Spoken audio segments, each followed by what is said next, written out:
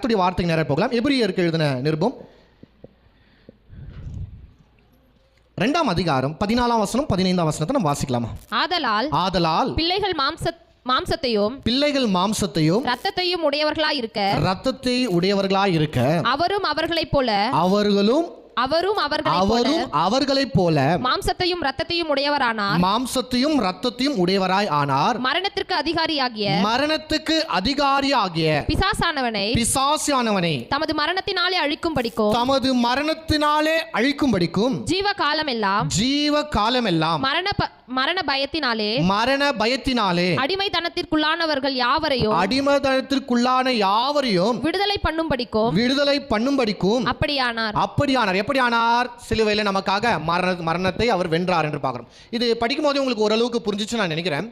ஆனால் மறுபடியும் நான் ஒரு சின்ன எக்ஸ்பிளனேஷன் பண்ணிட்டு வார்த்தைக்குள்ள போகலாம். கவனிங்க, இயேசு கிறிஸ்து என்ன பண்ணாரா? தன்னுடைய மரணத்தினால பிசாசியை வென்றார். ஆமென், அல்லேலூயா. எப்படிங்க? இயேசு கிறிஸ்துவின் மரணத்தினால அவர் பிசாசை வென்றார். வென்றது மாத்திரம் இல்ல, ஜீவ நாளெல்லாம் மரண பயத்தோடு இருக்கிறவர்களுக்கு அவர் ஒரு கேரண்டி தரார். என்ன? நீ மரணத்தை பார்த்து பயப்பட அவசியம் இல்லை. மரண பயத்தினால கட்டுண்டவர்களை, மரண பயத்தினால அவர் மாட்டிக்கொண்டிருக்கிறவர்களை விடுவிக்கும்படியாய் இயேசு கிறிஸ்துடைய மரணம் ஒரு ஜெயமாய் விளங்கினது என்று பார்க்கிறோம். இதை தான் நம்ம இந்த 2 நாள் பார்க்க போறோம். என்ன பார்க்க போறோம் என்றால், இயேசு கிறிஸ்து மரணத்தை குறித்து அவர் என்னைக்குமே பயப்பதில்லை. இன்னைக்கு எத்தனோ பேருக்கு மரண பயம் இருக்கு பாருங்க. எத்தனோ பேருன்றதை விட அநேக பேருக்கு இந்த மரண பயம் இருக்குது. மரணம், அதனால தான் பாருங்க, ஒரு தலைவலி வந்தாலே பயம், ஒரு ஜுரம் வந்தாலே ஒரு பயம், ஏதாச்சும் ஒரு ஆபத்து வந்தாலே பயம். என்ன பயம்? இதெல்லாம் மரண பயம். அநேக பேருக்கு மரண பயம் காணப்படுறது நம்ம பார்க்கிறோம். நான் சொல்றேன், மரணத்தை குறித்து கிறிஸ்தவர்கள் பயப்பட அவசியம் இல்லை. காரணம் என்னென்றால், மரணத்தை இயேசு கிறிஸ்துவின் மரணத்தினால அவர் ஜெயித்தார். ஹல்லேலூயா. அவர் மரணத்தை ஜெயமாக விழுங்கினார் என்று நாம் என்ன பண்ணோம்? போன வாரம் நம்ம ஞாயிற்றுக்கிழமை பார்த்தோம். ஸோ மரணத்தை குறித்து நாம் பயப்படணும்னு அவசியம் இல்லை. இயேசு கிறிஸ்து அவருடைய மரணத்தினால மரணத்தை வென்றார். இயேசு கிறிஸ்துவுக்கு 33வது வயசுல தான் அவரை சிலுவையில் அறைந்து கொலை பண்ணது நம்ம பார்க்கிறோம். ஆனால் இயேசு கிறிஸ்துடைய வாழ்க்கையில அநேக தடவை இயேசுவை சாகடிக்க அநேக திட்டங்கள் பண்ணாங்க, அநேக பிளான் பண்ணாங்க. 1-2 முறை இல்லைங்க, அநேக டைம். நம்ம சொல்லுவோம் பார்த்தீங்களா, ஐயோ நான் என்னைக்கோ செத்துருக்கணுங்க, அன்னைக்கே செத்துருக்கணுங்க, அந்த ஆக்சிடென்ட்ல நான் செத்துருக்கணும், ஐயோ அந்த புயல்லையும் நான் செத்துருக்கேன், அந்த மழையிலே சொல்லுவோம் பார்த்தீங்களா. ஆனால் இயேசுக்கு நடந்தது இயற்கையான மரணத்துக்குரிய காரியங்கள் அல்ல. இவரை உண்மையாகவே சாகடிக்கும்படியாய் அநேக பிளான் பண்ணியிருக்கிறாங்க. இயேசு கிறிஸ்துடைய வாழ்நாளில் அவரை சாகடிக்கணும்னு சொல்லிட்டு எத்தனை திரளான கூட்டங்கள், எத்தனை மனிதர்கள், எத்தனை பேர் எழும்பி அவரை சாகடிக்கணும்னு சொல்லிட்டு முயற்சிகள் செய்தார்கள். அந்த முயற்சிகளை நம்ம பார்க்கலாம். ஆரம்பத்திலிருந்து வரலாம் பாருங்க. இயேசுடைய பிறப்பிலிருந்தே நம்ம வரலாம். நம்ம நிச்சயமாக இது ரொம்ப ஆழமா இருக்கும். தயவு செய்து கவனிங்க. கர்த்தர் உங்களை ஆசீர்வதிப்பார். சரி, முதலாவது இயேசு கிறிஸ்துவை கொலை பண்ணோம் எப்போ பிளான் பண்ணாங்க? முதலாவது, what is the first attempt? இயேசுவை சாகடிக்கணும்னு சொல்லிட்டு அவங்க எடுத்த முதல் முயற்சி வேதத்தில் எங்க வருதுன்னு கேட்டா, மத்தேயு புத்தகத்தில் வருது. எப்போ? இயேசு கிறிஸ்து குழந்தையா இருக்கும் போதே. வாசிக்கலாமா? பார்க்கலாம். மத்தேயு 2ஆம் அதிகாரம் 13ஆம் வசனத்துல நம்ம வாசிக்க தொடங்கலாம்.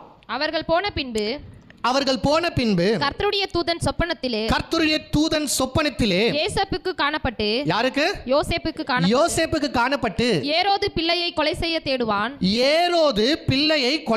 தேடுவான். ஆதலால் நீ எழுந்து பிள்ளையையும் அதன் தாயையும் கூட்டிக் கொண்டு எகிப்துக்கு ஓடிப்போய் நான் உனக்கு சொல்லும் வரைக்கும் அங்கே இரு என்றான். அவன் எழுந்து இரவிலே பிள்ளையையும் அதன் தாயையும் கூட்டிக் கொண்டு எகிப்துக்கு புறப்பட்டு போய் ஏரோதின் மரண பரியந்தம் அங்கே இருந்தான். எகிப்திலிருந்து என்னுடைய குமாரனை வரவழைத்தேன் என்று தீர்க்கதரிசியின் மூலமாய் கர்த்தரால் உரைக்கப்பட்டது நிறைவேறும்படி இப்படி நடந்தது. போதும், நிறுத்துங்க. சரி, 16ஆம் வசனம் வாசிங்களா? 16 வாசிடுங்க. 16. அப்பொழுது ஏரோது தான் சாஸ்திரிகளால் வஞ்சிக்கப்பட்டதை கண்டு மிகுந்த கோபமடைந்து ஆட்களை அனுப்பி தான் சாஸ்திரிகளிடத்தில் திட்டமாய் விசாரித்த காலத்தின்படியே பெத்லகேமிலும் அதன் சகல எல்லைகளிலும் இருந்தும் 2 வயதுக்கு உட்பட்ட எல்லா ஆண் பிள்ளைகளையும் கொலை செய்தான். கவனிங்க, இந்த சம்பவம் நான் விவரிக்கிறேன். இயேசு கிறிஸ்து பிறக்கிறார். இயேசு கிறிஸ்து பிறக்கும்போது வான சாஸ்திரிகள் என்ன பண்ணாங்கன்னா, நட்சத்திரத்தை பார்த்து இரவுதோறும் பின்தொடர்றாங்க. அது கரெக்டாக எருசலேமில் நின்றது. எருசலேமில் நின்ற உடனே இந்த ஏரோதுன்ற ஒரு ராஜா, யூதர்களுக்கு ராஜாவா இருந்த ஏரோது இடத்துல வந்து இந்த சாஸ்திரிகள் போய் கேட்குறாங்க, என்னன்னா யூதர்களுக்கு ராஜா பிறந்திருக்கிறது இங்கே தாவா அப்படின்னு கேட்கும்போது ஏரோதுக்கு கன்ஃபியூஷன் ஆச்சு. ஐயோ, நம்ம வீட்டில் எந்த குழந்தையும் பிறக்கலையே, இவங்க யார் சொல்றாங்க, இவங்க வானசாஸ்திரிகள், இவங்க ரொம்ப அறிவாளிகள், இவங்க சொன்னா கரெக்டா இருக்குன்னு சொல்லிட்டு ஏரோதுக்கு தெரியும். அதனால ஏரோதுக்கு ஒரு பயம். என்ன பயம் கேட்டா, ஆஹா யூதருக்கு ராஜா பிறந்திருக்கிறாங்கன்னு இவங்க சொன்னா அது பொய்யா இருக்காது, நிச்சயமாவே யூதருக்கு ராஜா என்ன பண்ணிருக்காரு, பிறந்திருக்கார். ஆனா இங்க பிறக்கலனா வேற எங்கேயோ பிறந்திருக்கிறார் என்றால் அப்ப அவர் தான் எனக்கு எதிரியாய் மாறுவார் நாளைக்குன்னு சொல்லிட்டு இந்த ஏரோது என்ன பண்றாருன்னு கேட்டா, இந்த வானசாஸ்திரிகள் கிட்ட சொல்லி அனுப்புறாரு, நீங்க போங்க, நீங்க போய் யூதர்களுக்கு ராஜா எங்க பிறந்தாருன்னு கண்டுபிடிச்சீங்கன்னா நீங்க மெசேஜை என்கிட்ட அனுப்புங்கன்னு சொல்லிட்டு இந்த ஞானிகள் கிட்ட ஏரோது சொல்லி அனுப்புறார். ஞானிகள் போறாங்க, இயேசுவை பார்க்கறாங்க, குழந்தையா இருக்கிற இயேசுவுக்கு காணிக்கையெல்லாம் செலுத்தி ஆராதனை பண்ணி பணிந்து கொண்டு அப்புறம் தேவதூதர்களால இவர்களுக்கு ஒரு சத்தம் கேட்குது, நீ ஏரோதிடத்தில் போவாம வேற வழியா என்ன பண்ணுங்க, ஊருக்கு போயிடுங்கன்னு சொல்லிட்டு தேவதூதர் வந்து அவங்களுக்கு சொல்றாங்க. அதுக்கப்புறம் யோசேப்பு கிட்ட சொன்னதை நம்ம படிச்சோம். என்ன, அந்த ஏரோது போனா கொலை பண்ணிடுவான்பா, அதனால தயவு செய்து நீ குழந்தையும் அது தன் தாயும் எடுத்துக்கொண்டு நீ எகிப்துக்கு சென்று விடு, நான் சொல்ற வரைக்கும் சொல்லிட்டு தேவதூதரால சொல்லப்பட்டு அவர் போனதை நம்ம என்ன பண்றோம் பார்க்கிறோம். இப்போ சில நாட்களுக்கு அப்புறம் ஏரோதுக்கு இந்த மெசேஜே வரல. என்ன, யூதருக்கு ராஜா பிறந்திருக்கிறார்ன்ற மெசேஜ் வரல, யாருன்னு தெரியல. அதனால ஏரோது என்ன செய்றார் என்றால் இயேசு கிறிஸ்துவை சாகடிக்க பிளான் பண்றார். இயேசு யாரு தெரியல, இயேசுடைய தாய் யாரு தெரியல, இயேசுடைய தகப்பன் யாரு தெரியல. ஆதலால இயேசு எங்க பிறக்கப்படுறாருன்றது மட்டும் தெரிஞ்சிச்சு, எங்க, பெத்லஹேம்ல.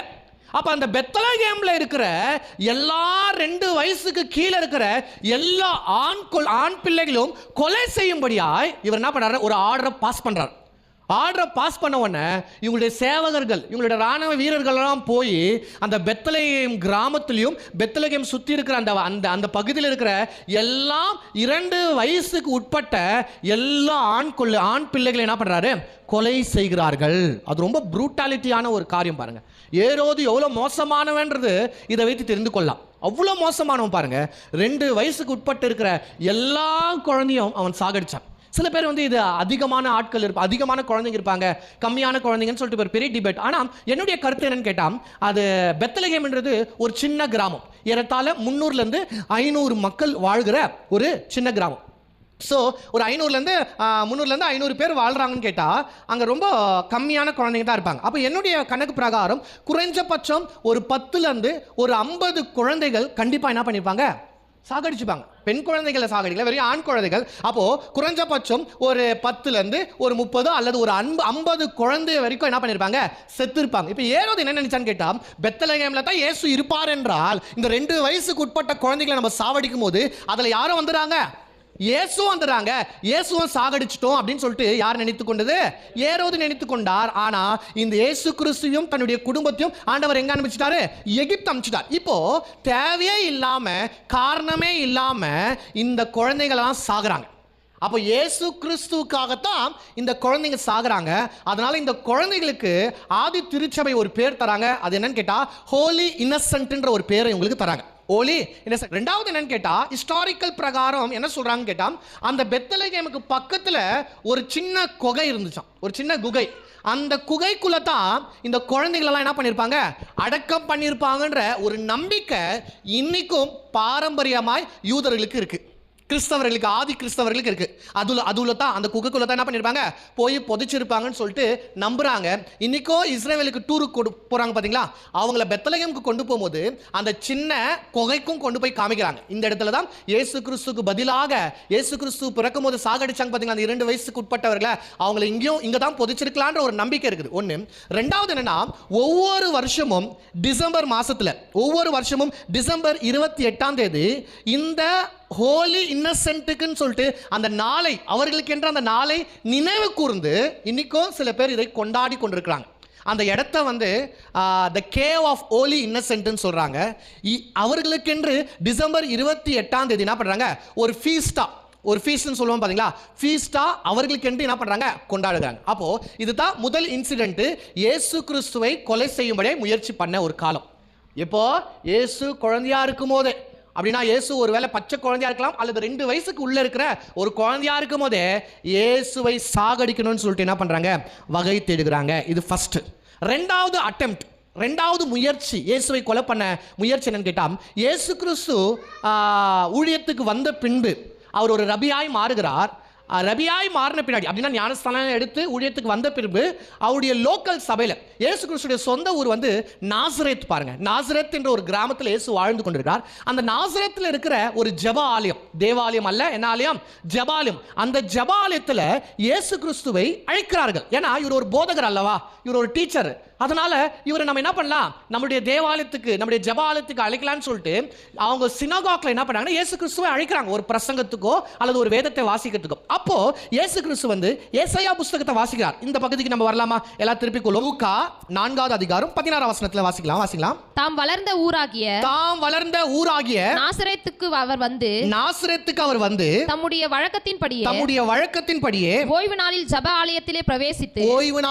ஆலயத்தில் பிரவேசித்து வாசிக்க எழுந்து நின்றார். அப்பொழுது ஏசாயா தீர்க்கதரிசியின் புஸ்தகம் அவரிடத்தில் கொடுக்கப்பட்டது. ஓகே. அவர் புஸ்தகத்தை விரித்தபோது கர்த்தருடைய ஆவியானவர் என் மேல் இருக்கிறார். தரித்திரருக்கு சுவிசேஷத்தை பிரசங்கிக்கும்படி என்னை அபிஷேகம் பண்ணினார். இருதயம் நறுங்குண்டவர்களை குணமாக்கவோ, சிறைப்பட்டவர்களுக்கு விடுதலையோ, குருடருக்கு பார்வையோ பிரசித்தப்படுத்தவோ, நொறுங்குண்டவர்களை விடுதலையாக்கவோ, கர்த்தருடைய அனுகிரக வருஷத்தை பிரசித்தப்படுத்தவோ என்னை அனுப்பினார் என்று எழுதியிருக்கிற இடத்தை அவர் கண்டு வாசித்து புஸ்தகத்தை சுருட்டி பணிவிரைக்காரனிடத்தில் கொடுத்து உட்கார்ந்தார். ஜெப ஆலயத்தில் உள்ள எல்லாருடைய கண்களும் அவர் மேல் நோக்கமாய் பாருங்க. இவர் ஏதோ ஒரு ஸ்கிரிப்ட் திறந்து படிக்கிறார். ஏசாயா புஸ்தகத்துல இருந்து இவர் என்ன பண்றாரு, படிச்ச பின்னாடி அதை மூடி வைக்கிறாரு. இவர் சொல்றாரு, கர்த்தருடைய ஆவியானவர் என் மேல் வந்தது, தரித்திர சுவிசேஷம் அனுப்பிய என்னை அனுப்பினார், நானே என்ற அவரை அவர் பர்சனலா அவர் சொல்லுகிறார். சொல்லிட்டு இதை மடிச்சு வச்சாரு. எல்லாரும் பார்த்துட்டே இருக்கும்போது இவர் ஒரு ஸ்டேட்மெண்ட் சொல்றார். என்ன? 21 வசனம் சொல்லுங்க பாருங்க. 21 வசனம்.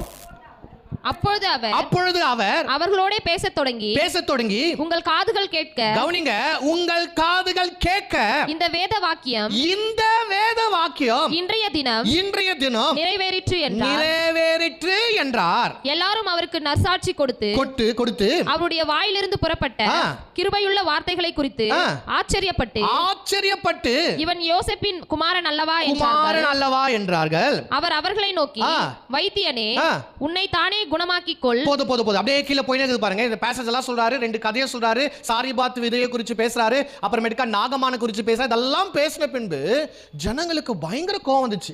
கோவம் வந்தவங்க 28 வசனத்துல இருந்து நம்ம பார்க்கிறோம். 28 வசனத்துல வாசிங்க. ஜெப ஆலயத்தில் இருந்த எல்லாரும், கவனிங்க, ஜெப ஆலயத்தில் இருந்த எல்லாரும் இவைகளை கேட்ட பொழுது, இவைகளை இப்ப இயேசு பேசுறதெல்லாம் கேட்கிறார்.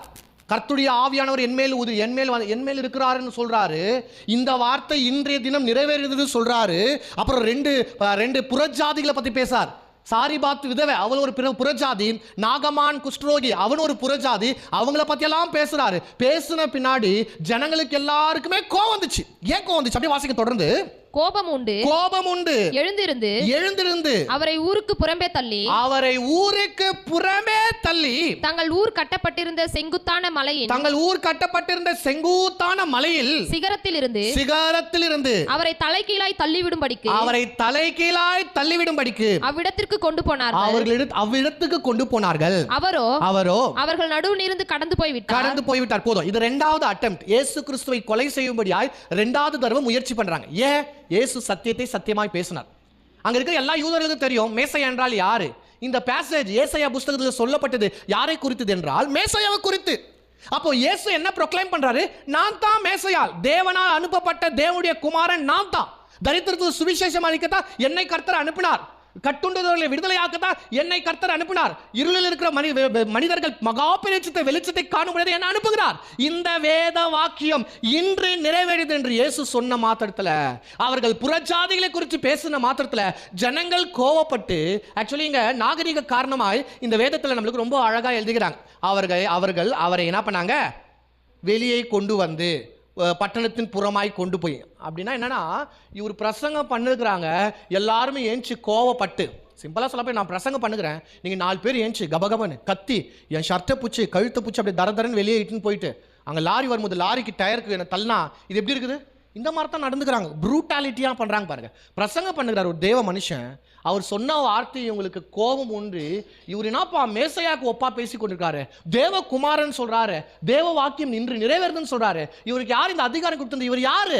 அங்க மேல நம்ம வாசிக்கிறோம், இவர் நம்ம யோசேப்புடைய மகன் அல்லவா, மரியாளுடைய மகன் அல்லவா, கார்பெண்டருடைய பையன் தானே, நம்ம ஊர்ல வளர்ந்த பையன் ஆச்சு.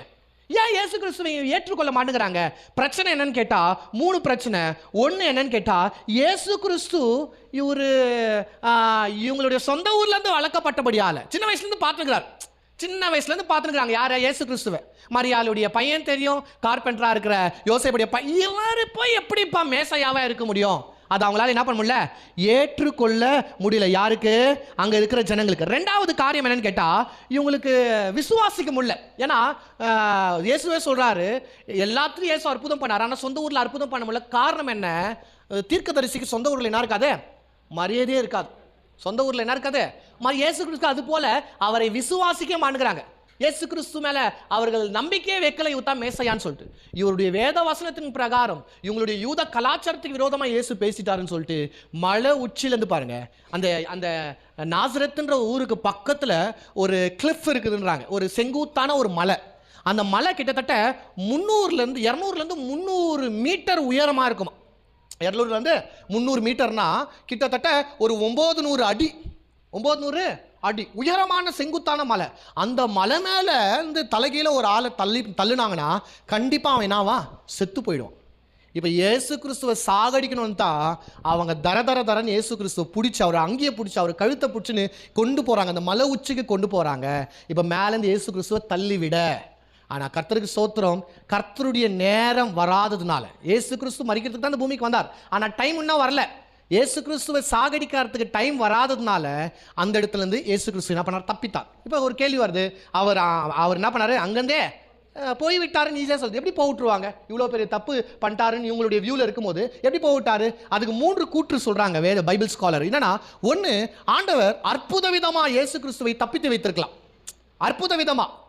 ரெண்டாவது, அங்க இருக்கிற ஜனங்களுக்குள்ள ஒரு குழப்பத்தை உண்டு பண்ணி, இப்போ ஒருத்தர் எழுதுன்னு போகும்போது இன்னொருத்தர் ஏன்பா அவர் எழுதுறேன்னு கேள்வி கேட்கும்போது ஒருத்தருக்கு ஒருத்தர் வாக்குவாதம் ஆகி இயேசு கிறிஸ்துவ மறந்துட்டு இருக்கலாம். அப்போ இவங்களுக்குள்ள கன்ஃபியூஷன் உண்டாததுனால இயேசு கிறிஸ்து சைலண்டா என்ன பண்ணிக்கிறான்? கிளம்பிட்டான். 3வது காரியம் என்ன சொல்றாங்க கேட்டா, இயேசு கிறிஸ்து இவங்க பிடிச்சுன்னு இழுத்துன்னு போகும்போது இவங்களை தள்ளி விட்டுட்டு ஓடி கூட போயிட்டு இருக்கலாம். தள்ளி விட்டுட்டு என்ன பண்ணிருக்கலாம்? உயிரை காப்பாற்றுறதுக்காக ஓடி கூட போயிட்டு இருக்கலாம்னு சொல்லிட்டு சில பேர் சொல்றாங்க. ஆனா பாருங்க, இயேசு கிறிஸ்துடைய ஆரம்பம் இது, ஊழியத்தின் ஆரம்பம். எந்த சீஷர்களும் கூட இல்லை, சப்போர்ட்டுக்கு யாருமே இல்லை. இவர் சத்தியத்தை சத்தியமாய் பேசுனதுனால அங்கேயே இவரை கொலை செய்யும்படியாய் என்ன செய்தாங்க? வகை தேடினார்கள். இது 2வது அட்டெம்ப்ட். இப்போ 3வது அட்டெம்ப்டுக்குள்ள நம்ம என்ன பண்ணலாம்? போகலாம். வாசிங்க பார்க்கலாம். யோவான் எழுதின சுவிசேஷம், யோவான் எழுதின சுவிசேஷம் 5வது அதிகாரம். யோவான் 5வது அதிகாரம் 16ஆம் வசனத்திலிருந்து நம்ம வாசிக்கலாம். 16ஆம் வசனத்துக்கு முன்னாடி ஒரு கதையை நான் சொல்லிடுறேன். இங்கே 5ஆம் அதிகாரம் 1ஆம் வசனத்தில் வாசிக்கும் போது இங்கே பெதஸ்தான்ற ஒரு குலத்தை குறித்து நம்ம பார்க்குறோம். உங்களுக்கு எல்லாருக்குமே இது கதை தெரிஞ்சிருக்கும். பெதஸ்தான்ற குலத்தில் ஏறத்தாழ 38 வருஷமா படுக்கையில் இருக்கிற ஒரு மனுஷன் அங்கே இருக்கிறான். ஏன் அங்கே இருக்கிறான்னு கேட்டால், இந்த பெதஸ்தா குலத்தினுடைய நம்பிக்கை இஸ்ரவேலுக்கு என்ன என்றால், பெதஸ்தா குலத்தில் தேவ தூதன் அந்த குலத்தை கலக்குவாரு. இந்த குலத்தை கலக்கின உடனே முதலாவது இந்த குலத்தில் யார் குதிக்கிறார்களோ, விழுறாங்களோ, அவங்களுக்கு எப்படியாப்பட்ட வியாதி இருந்தாலும் அது என்ன, அவங்களுக்கு சுகம் அடைவார்கள், குணம் அடைவாங்கன்ற ஒரு நம்பிக்கை யாருக்கு இருந்துச்சு? இஸ்ரவேல் மக்களுக்கு இருந்துச்சு. அதனால அந்த பெதஸ்தா குலத்தை சுற்றிலும் அநேக வியாதிஸ்தர் இருப்பாங்க. ஒருத்தர் 2 பேர்ல அநேக வியாதிஸ்தர் காத்து கொண்டிருப்பாங்க. எப்போ தேவதூதர் இந்த தண்ணியை கலக்குவாரு, தண்ணியை கலக்கணும்னு எப்போ நம்ம ஃபர்ஸ்ட் போய் விழலான்னு சொல்லிட்டு காத்து கொண்டிருப்பாங்க. ஒரு நாள் அந்த இடத்துக்கு இயேசு கிறிஸ்து வந்தார். திரளான வியாதிஸ்தர் இருக்கிறாங்க. அதுல மிக மோசமான நிலைமையில இருக்கிற ஒரு வியாதிஸ்தன் இயேசு கண்டார். ஏறத்தாழ 38 வருஷமாய் வியாதியின் படுக்கையில காணப்படுற மனுஷன். யோசிச்சு பாருங்க, 1 வருஷம் இல்ல, 2 வருஷம் இல்ல, எத்தனை வருஷம்? 38 வருஷம். சரி, இப்படி வச்சுக்கலாமே, ஒரு 20 வயசுல அவன் வியாதியா, 20 வயசுல அவனுக்கு அந்த வியாதி வந்திருக்குன்னு வச்சுக்கோங்களேன். 20 வயசுல எத்தனை நீங்க படுக்க வச்சாங்க. ஏறத்தாழ 38 வருஷமா. அப்பனா இவனுக்கு வயசு எவ்வளவு இருக்கும்? 58 வயசு. 38 வருஷமா படுத்த படுக்கையில் இருப்பான் என்றால் அவன் வாழ்க்கையில் வேற என்னத்த சுகத்தை அவன் காண முடியும்? அவன் வாழ்க்கையில் என்ன எதிர்பார்க்கோ எனக்கு ஒன்றும் புரியல பாருங்க. ஏதோ 5 வருஷம் 1 வருஷம் படுத்த படுக்கையாக இருந்தாலே ரொம்ப கஷ்டம். யாருமே நம்மளை பார்த்துக்க முடியாது. ஒரு 5 வருஷம் படுத்த படுக்கைன்னு சொல்லிட்டு நீங்கள் யாரையாச்சும் பார்க்க முடியுமா? பெருசாக பார்க்கவே முடியாது. எப்பயோ தல்காணி வச்சு அமுக்கி சாவச்சிட்டுப்பாங்க, எப்பயோ பாலை ஊற்றி மூக்க மூடி அந்த கதையை முடிச்சிருப்பாங்க. ஐயோ பாவம் ஆயா இவ்வளோ நாள் தான் கஷ்டப்பட்டு இருக்கோம் அப்படின்னு சொல்லிட்டு கருணை கொலை செய்து விட்டுருவாங்க நம்ம ஆளுங்க பாருங்க. ஆனால் 1 வருஷம் இல்லை 2 வருஷம் இல்லை 38 வருஷமாக இவர் படுக்கையில் இருக்கிறாரு. கடைசியில் தூக்கின்னு வந்து என்ன பண்ணிட்டுக்கிறாங்க, இந்த குளத்துக்களை விட்டுட்டு போயிட்டு இருக்கிறாங்க. எப்பனா இவன் நல்லா ஆகட்டும், நல்லா ஆகட்டும், செத்தா சாவுட்டோன்ற ஒரு நிலைமை பாருங்க. இவன் காத்திருந்து முடியல. எப்போ தான் என் வாழ்க்கை விடுவு காலம் பிறக்குன்னு காத்து கொண்டே இருந்தான். தேவதூதர் வந்து கலக்கின உடனே வந்து விழுந்துடுறாங்க. யார் எதிர்பார்த்து காத்து கொண்டு இருக்கணும் ஃபர்ஸ்ட் விழுந்துடுறாங்க. அப்போ இயேசு கிறிஸ்து வராரு, வந்து கேட்கிறாரு, நீ சுகமடைய விரும்புகிறாயா? வாசிங்க 6ஆம் வசனத்தை வாசிங்க பார்க்கலாம். படுத்திருந்த அவனை இயேசு கண்டு அவன் வெகு காலமாய் வியாதியஸ்தன் என்று அறிந்து அவனை நோக்கி சொஸ்தமாக வேண்டும் என்று விரும்புகிறாயா என்று கேட்டார். என்று இது என்ன கேள்விங்க, அநியாயமான கேள்விங்க.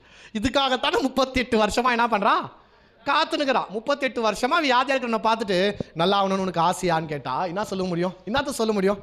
ஆண்டவரே அதுக்காகத்தான் காத்துனுக்கிறேன், நல்லா ஆகணும் தான் காத்துனுக்கிறேன். தெரியல சுகமாக விரும்புகிறான் என்றால் அதுக்காக தான் இங்கே இருக்கிறேன், அதுக்காக தான் நான் ட்ரை பண்ணுறேன்.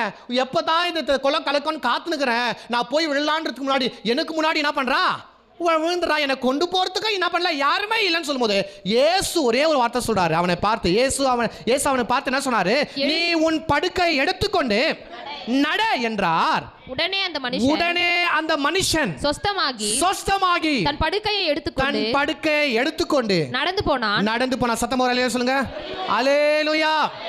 38 வருஷமாய் படுத்த படுக்கையில் இருந்த மனுஷனை இயேசு ஒரே வார்த்தை, என்ன, உன் படுக்கை எடுத்துக்கொண்டு நட.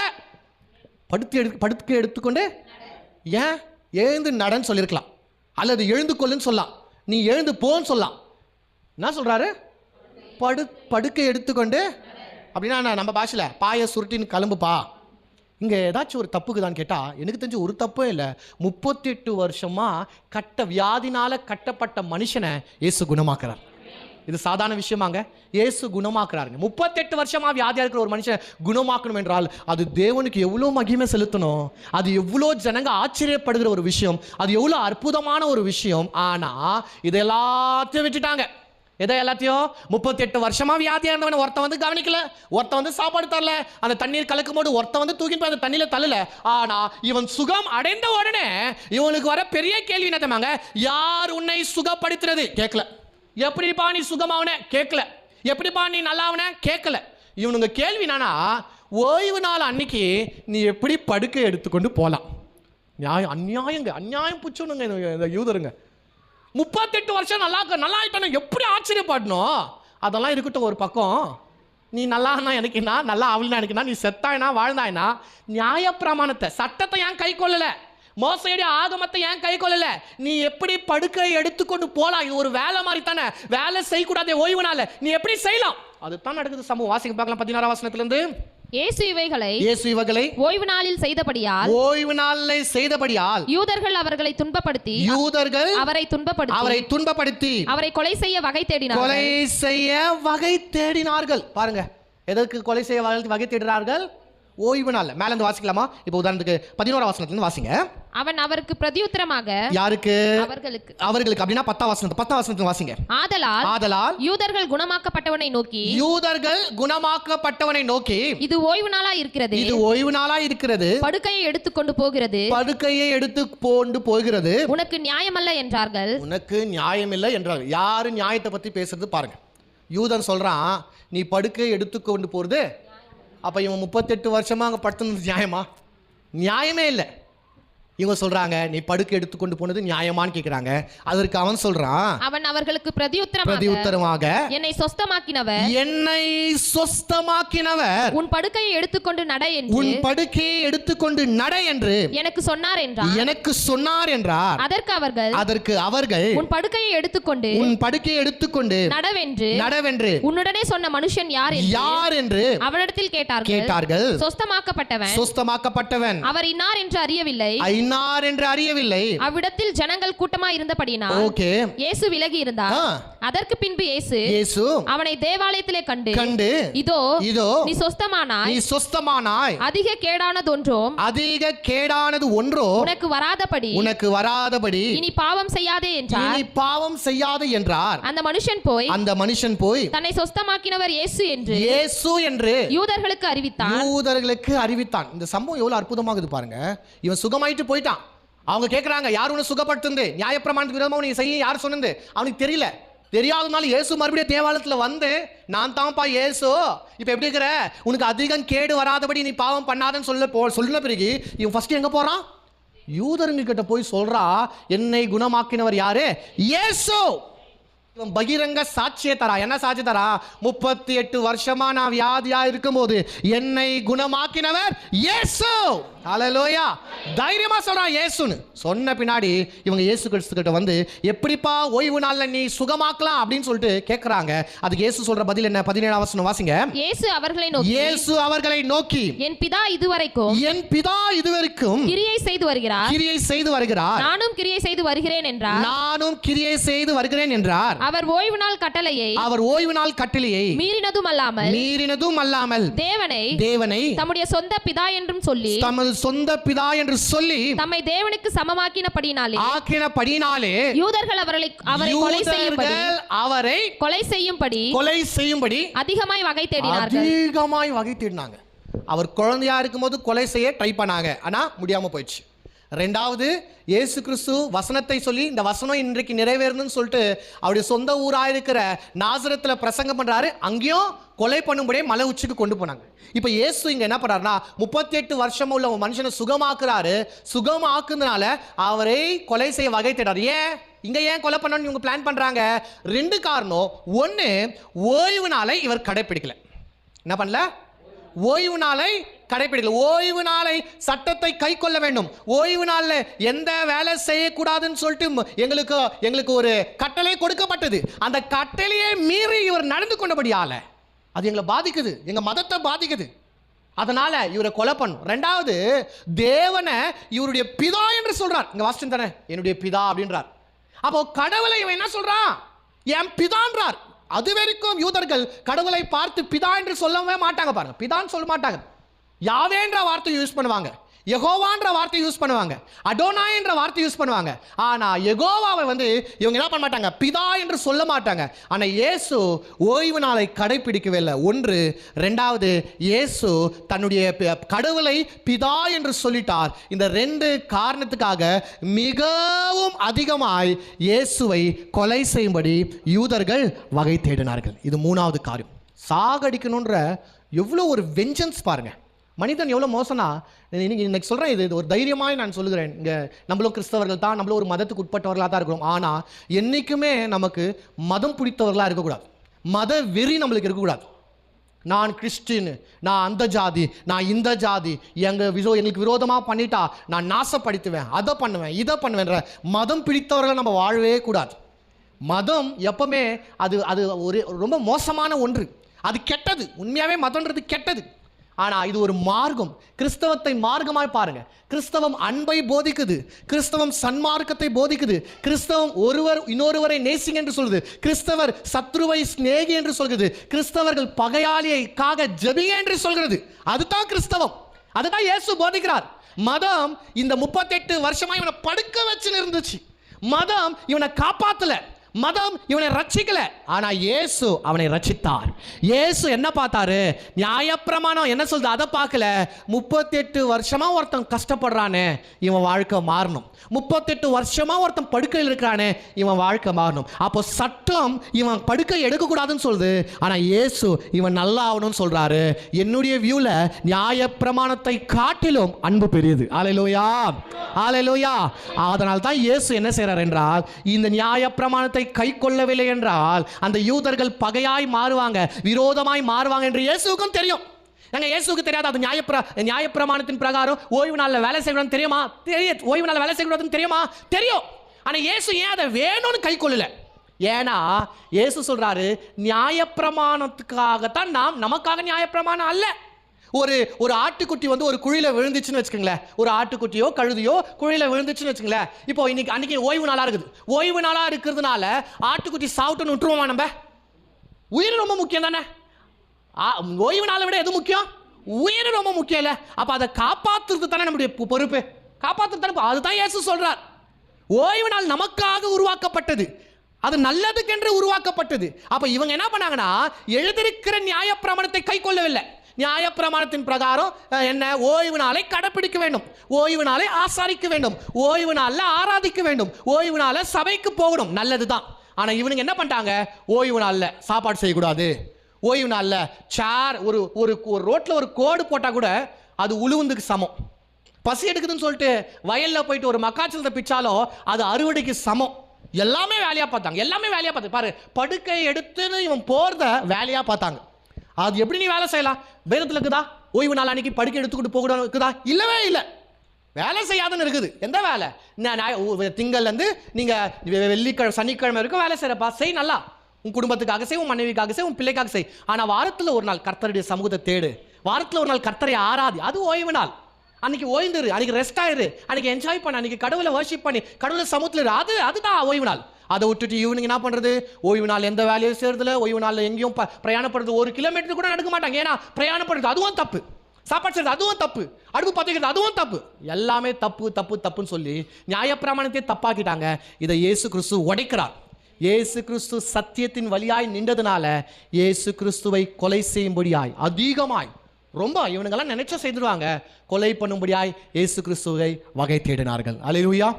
அப்போ 3 முறை இன்னைக்கு வரைக்கும் 3 காரியத்தை பார்த்துட்டோம். முதலாவது, இயேசு கிறிஸ்து குழந்தையாக இருக்கும் போது அவரை கொலை செய்யும்படியாய் வகை தேடினார். 2வது, அவருடைய சொந்த ஊராக இருக்கிற நாசரத்தில் அவர் ஏசாயா புஸ்தகத்தை வாசித்து இன்று இந்த வார்த்தை நிறைவேறியது என்று சொல்லும்போது அவரை மலை உச்சிலிருந்து தலைகீழை தள்ளி கொலை செய்யும்படியாய் வகை தேடினாங்க. 3வது, 38 வருஷமாய் வியாதிஸ்தனை சுகமாக்கின பின்னாடி அந்த மனிதனை ஓய்வு நாளில் சுகமாக்குனால தேவனை என் பிதா என்று சொன்னதுனால மிகவும் அதிகமாய் கொலை செய்யும்படி வகை தேடினார். இந்த 3 காரியத்தை நீங்க பார்த்தோம். நாளைக்கு 3 காரியத்தை பார்க்கலாம். நேரத்தோடு வாங்க, நம்ம நேரத்தோடு முடிக்கலாம். கர்த்தர் இந்த வசனத்தை ஆசீர்வதிப்பாராக. ஆமென்.